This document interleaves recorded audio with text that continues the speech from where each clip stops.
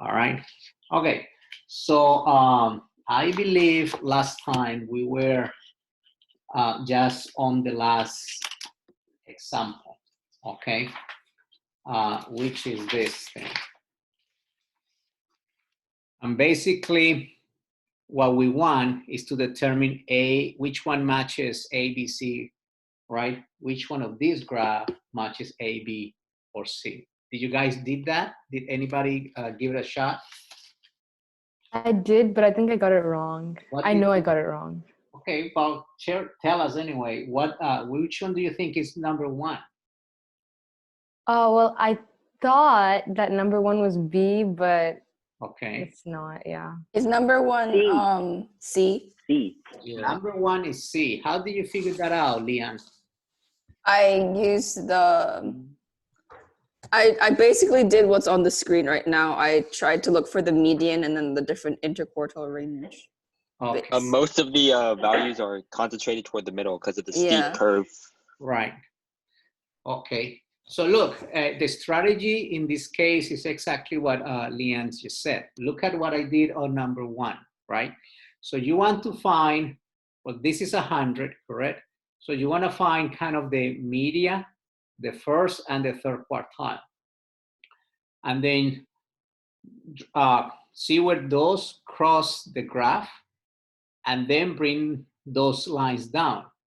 So you end up basically drawing a box plot, right? And if you look, notice, for example, for number one, look how the whiskers are very small. This is the whisker, right? Right there. Right here, the whisker is really small, right? And also here. Well, the only one that have really small whiskers among all these three is C. And also look at the box, the interquartile range, right?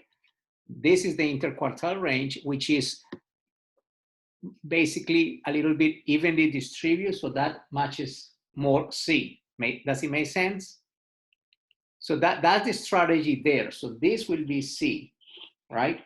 If you look at number two, well, the number two, if we do exactly the same thing, so that looks more than B than anything else, correct? Because again, the interquartile range is big with respect to, for example, the other two options that we have. So this one will be B, and then C is gonna be by, number three is gonna be A by default, right? Let me see, there are some people trying to join the class. Manas is in the house. All right, so in that way, if you do the same thing, then this should be A, right? Because look at the box, the interquartile range is the smallest one that we get if we follow that strategy. So in that way, the answer will be A, all right? Any particular then question about that or what we did last class with this material? We're good, everybody? Yes? All right, so that's all we have for this, this 5.3, the second part. Okay, this is just an example of our realistic ogive, all right? One thing that I want you to notice here is the following. There are 80 data values, right? So the mean is right at 40 because that will be 50% of all the data values, right? So 40, draw the line, and then you estimate how much the actual media is going to be. And same thing for the first quartile. If this is 80, the first quartile will be 25% of 80, or 80 divided by 4. So it's at 20. And then 60 is the Q3, right? Just notice that. All right, so what we're going to do today, if you guys don't have any question about this, is going to try to do some problems from the mixed review. Now, where did I put that mixed review? Right here. All right, so the mixed review is this, right? That's the mixed review.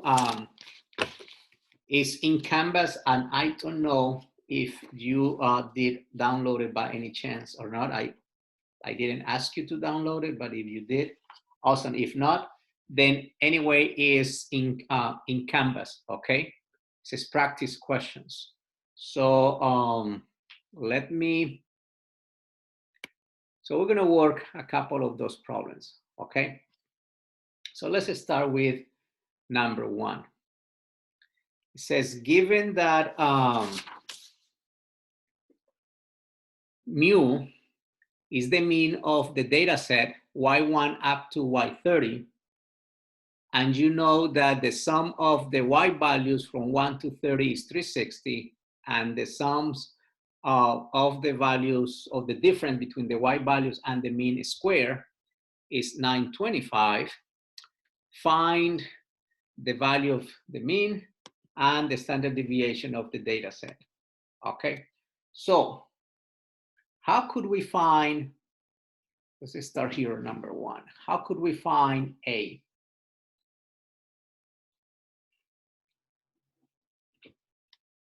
Anybody? Is the mean. That's all we need is the mean. So what's the formula for the mean? 360 divided by 30. Right, it's the sum of the values, right, divided by n, correct? And they tell me here that there are 30 because it goes from 1 to 30. The sum of the values is 360, so this is just 360 divided by n, which is 30, right? And that's it. Whatever that is, that's the solution. Make sense? Okay, so now, so you can simplify that and whatever that is, but that's the value. Now, how do we get the standard deviation? We just do 925 over 30 all square rooted. That's correct. So sigma is the square root of the sum of the difference between the y values and the mu, right? A square over n, which is what Baruch just said, the square root of 925 over 30. And that should give you, I don't know, whatever that is, that's the value, okay?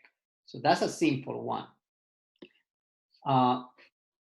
Any particular question? All right, if not, let's try to see if we can figure out number 2. All right, and just make sure you have your calculator because we're gonna probably use it heavily today. All right, so number 2, it says that Laura made a survey of some students at a school asking them about the time it takes each of them to come to school every morning. She scribbles the number on a piece of paper and unfortunately could not read the number of students who spent 40 minutes on their trip to school. The average number of minutes she had originally found was 34 minutes. Find out how many students spent 40 minutes on the trip. All right, so so suggestions. How could we figure out number 2? So all you do is you just put a variable x in there. So on the top, you just add up all the terms times the frequencies, and that frequency would be x. So it'll be the entire sum plus 40x, and then on the denominator, you just add the frequencies plus x. All right, so on the numerator, we're gonna multiply the values times the frequency, correct? And on the denominator, we're going to add all the values. Well, all the, in this case, x values, right? So what are we gonna end up in the numerator? 10 times 1, 20 times 2, etc., etc. Etc. So that's gonna give us 350 plus 40 40x. times n, because we don't know how many there are here, right? So 10 times 1, 20 times 2, 30 times 5, 50 times 3 gives me 350. And then plus 40 times n. And then here you add all the values, 1 times plus 2 plus 5 plus 3, that then is 11 plus n, which is the one that you don't know, correct? And then we're going to set that equal to what? 34.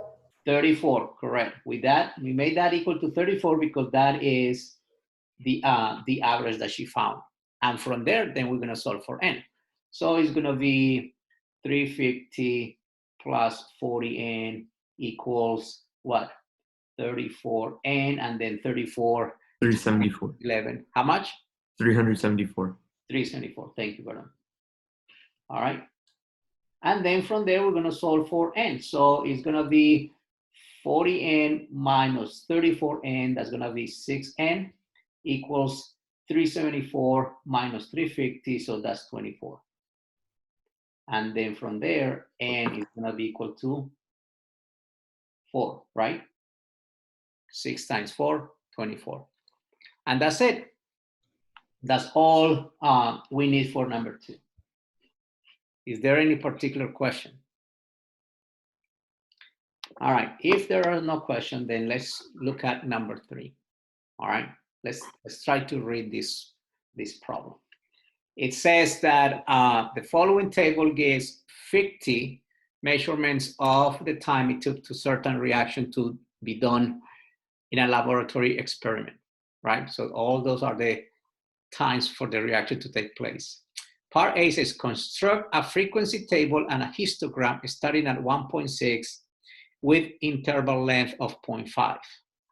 All right, so we need to build, and I guess I'm gonna get some paper, okay?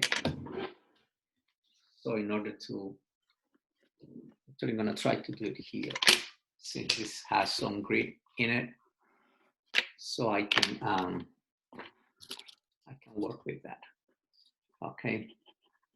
All right, that's, I don't know what that is for. All right, so we need to get the frequency table, correct? So I'm gonna try, I'm actually gonna do this way because I don't know if I have enough space or not. All right, so let me show you what we need to do then, right? So we need to start at 1.6 and since the interval is 0.5, so we need to find between 1.6 and 2.1. And then so on until we find all the intervals, right? 2.6, and then 2.6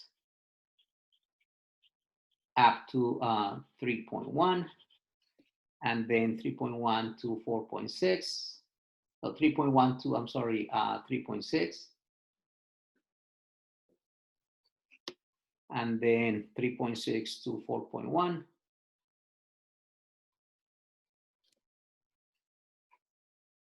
4.1 to 4.6, and then 4.6. I should have probably done this with a smaller. 4.6 to what? 5.1. 5.1. And then 5.1 to 5.6. Then 5.6 to 6.1.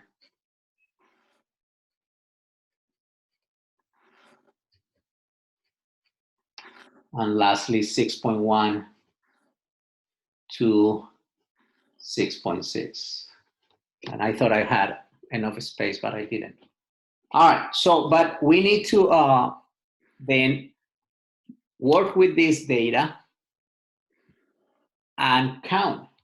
So last time I showed you that you could put it on the stat, right? And then put it in order and then count.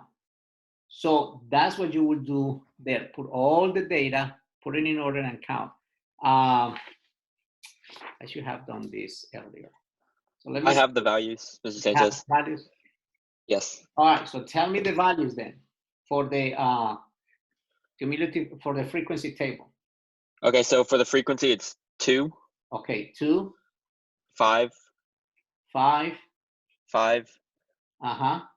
5, Okay, 3 5s, 14, 14, 6, 6, 6, uh-huh. 2, 2, 3, 2. 3, and 2. And those should add up to 50. Okay, all right. So thank you, Benjamin. So then now we need to do what? Construct a frequency table. That will be my frequency table, right? And then we need to make a histogram with this thing. All right, so let's try to draw the histogram. So let's say by 2s. So this is 0. So let's say 2, 4, 6, 8, 10, 12, and 14, and let's do it up to 16. So here we have the frequency, right? That's the frequency. This is 0, and then here we're gonna have the intervals, right? And then we start at 1.6.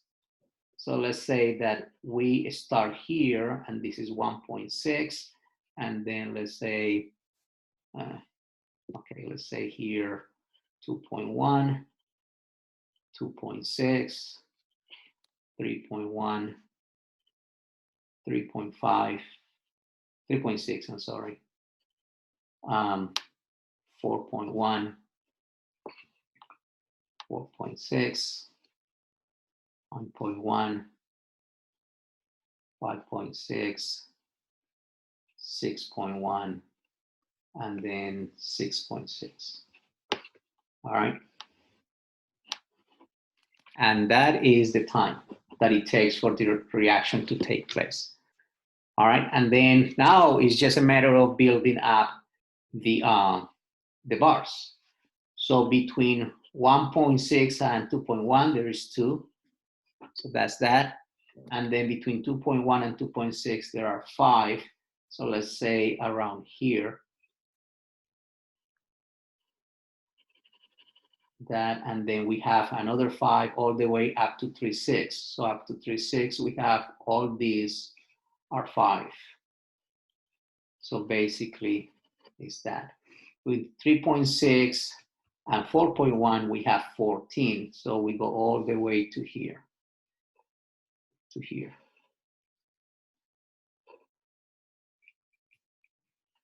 All this, right? That, and then we have 6. So we go all the way here, 2 6s. So these 2 bars should have a height of 6. Then we have 2 again. And then lastly, we have 3. So about here. And then 2 again. So that would be the histogram, right? And that will be it for part A. Part B says, what fraction of the measurement is less than 5.1? So if you look at the original table, we're actually here, right? Less than 5.1, then will be all this, correct? Because this is 5.1 there. So everything less than 5.1. So if you count, there are 2 here, 5, 5, 5, 14, 6, 6. If you count, how many of those do we have? 43. 43? Yes, everybody?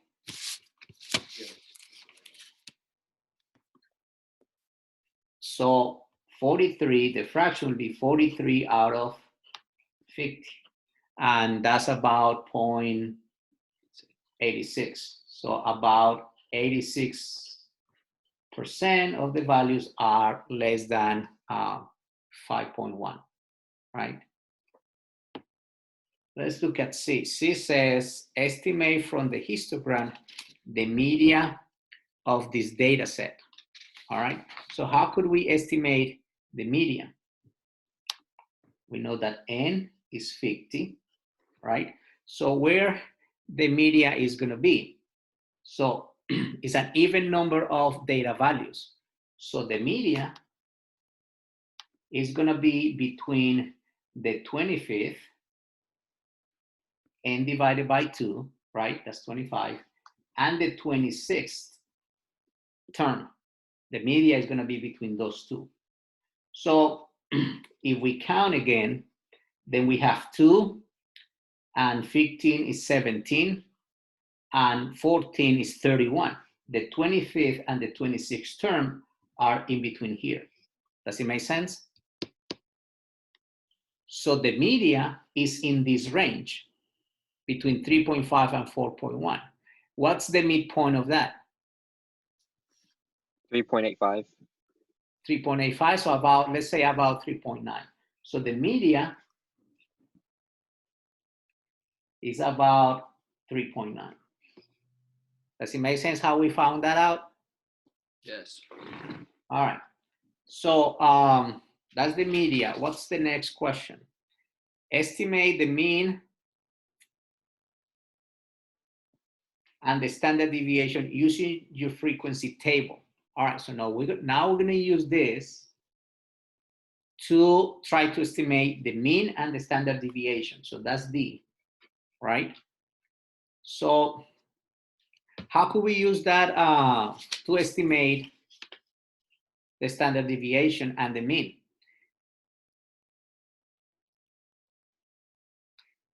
Anybody? Standard deviation. I don't know if this is true, but I heard somewhere that if you subtracted the maximum from the minimum and divided by 4, that could give you a pretty good estimate of the standard deviation. What would that be? Did you do that? 1.25.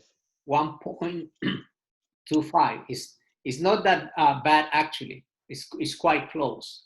The standard deviation is 1.1. Now the question is how we're going to do that. We actually have to use the frequency table. So we need to put this into the calculator, okay?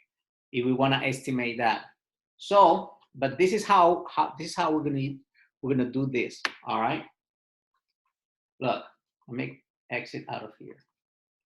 All right.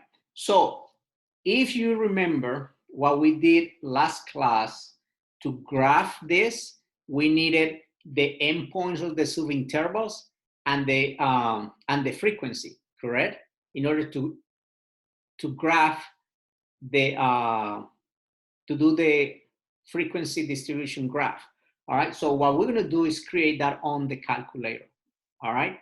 So this is how we're going to do it. Let's go to, I believe is here, second list, operations, and we're going to do sequence. Okay. For the variable, the variable for the sequence is going to be x. The expression, I'm sorry, is going to be s because we're just going to add values. And the variable is going to be also x. Now, where are we going to start? At 1.6. Let me see, somebody's trying to join the class. Who's that? Maurice. Who's Maurice? I don't know. Mauricio. Mauricio, but I don't know who Maurice is. So I'm not gonna let him or her come in. All right, so start. We're gonna start where? 1.6, right? Because that's where we start. And then we are having increments of what? Okay, we started 1.6, not yet. We finish at 6.6. So we end at 6.6. And how much is the step? What are the increments in the subintervals? 0.5. 0.5. Right? So this we say 0.5, and let's paste this. Before you actually do it, then we're gonna store this. This is the key for storage. That one. We're gonna store that into L1. So second one.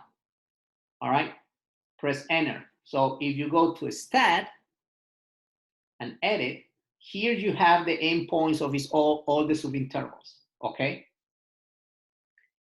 And then on L2, we are gonna enter the counts, right? So the counts are 2, 5, 5, 5, 14, 6, 6, 2, 3, 2, and on the last one, 0, because there is nothing there for us, okay? So that's the data that we're actually going to use. So after that, we just need to do one variable statistics. L1 with L1 and L2, which is where the information is at. The L2 is the frequencies, correct?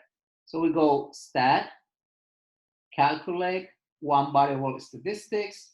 The data is in L1, which is the endpoints of each subinterval. The frequency list is in L2. Then we calculate that. And from here, we get the values that we need. And look, Ben, you were not that far from it, 1.11, okay? That's the standard deviation. The mean, 3.68.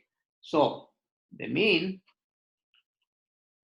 3.68, the standard deviation, 1.11. Questions about that one? So on that one, it's a matter of putting all that into the calculator. Now, let's try to finish this. Part A. Part A is asking about construct a cumulative frequency graph. All right. So we're going to use that data to actually graph it. Let's see if we can do that here. So let's go to second y equals plot, right? I'm going to turn it on. And you want to go to that one. That's the one for the cumulative graph. X1 by default putting in L1 and L2. So let's graph this thing. Actually, let's go first to zoom stat. And oh wait, I have something else in there.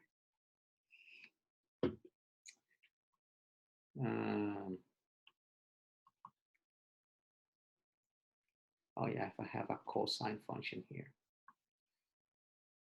And all right, so let me see. So I'm going to show you, because we're running out of time, I'm going to show you what I was able to come up with.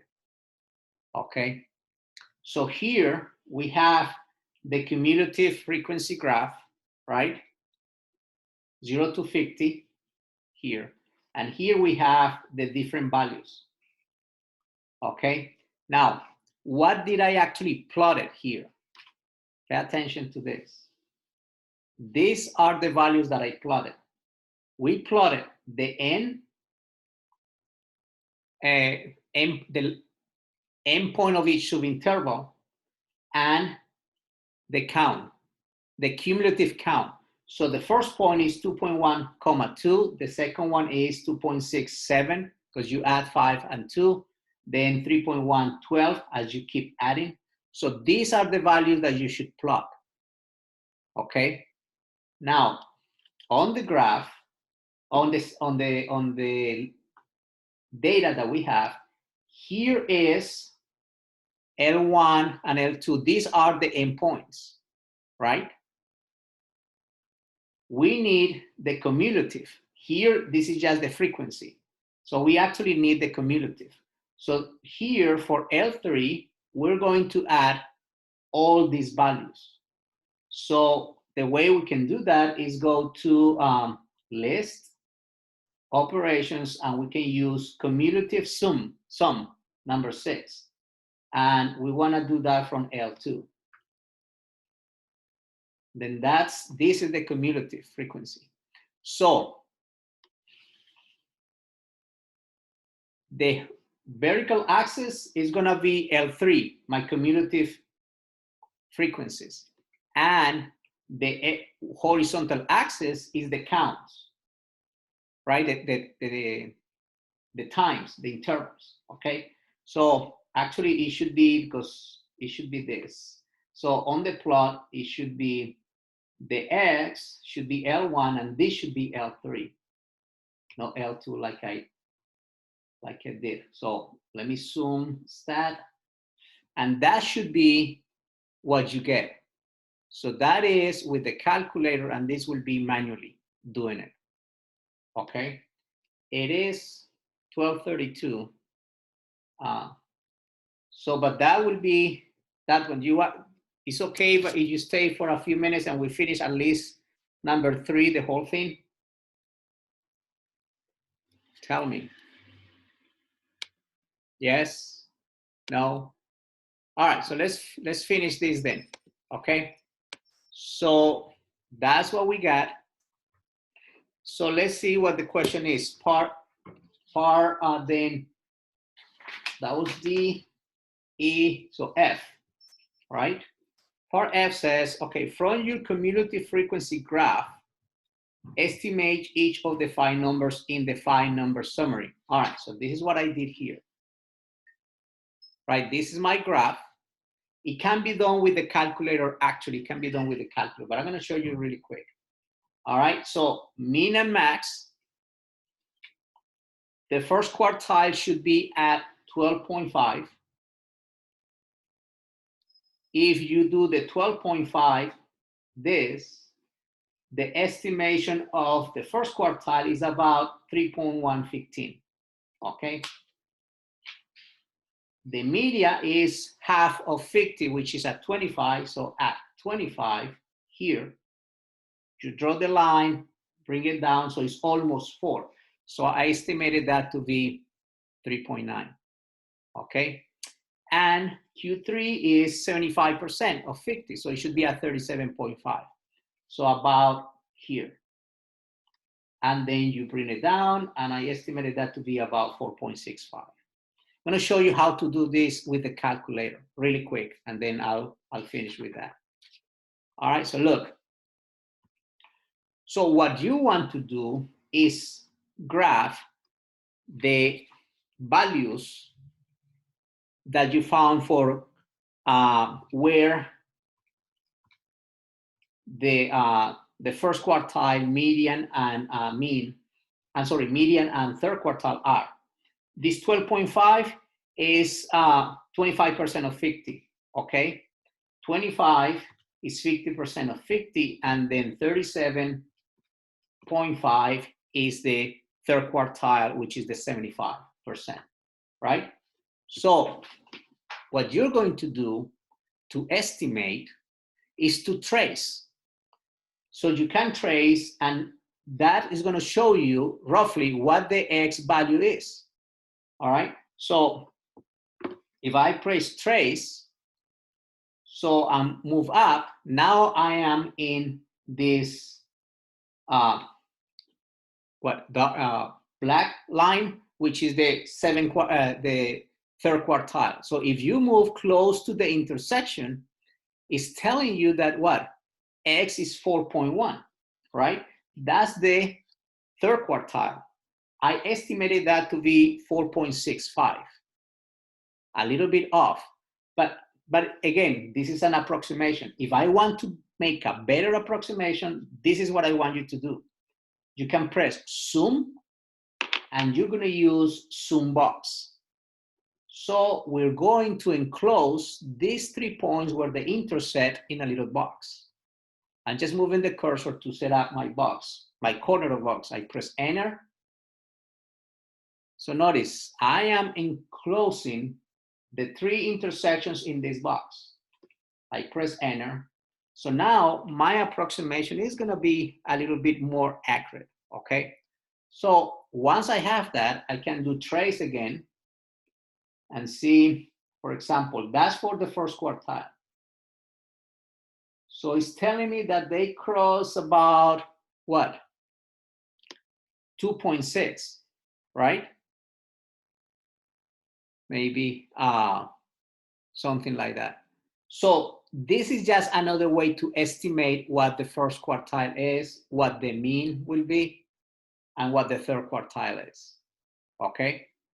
It really depends how accurate we are in our graphs. So notice 4.15 is a little bit closer to what I estimated earlier, okay?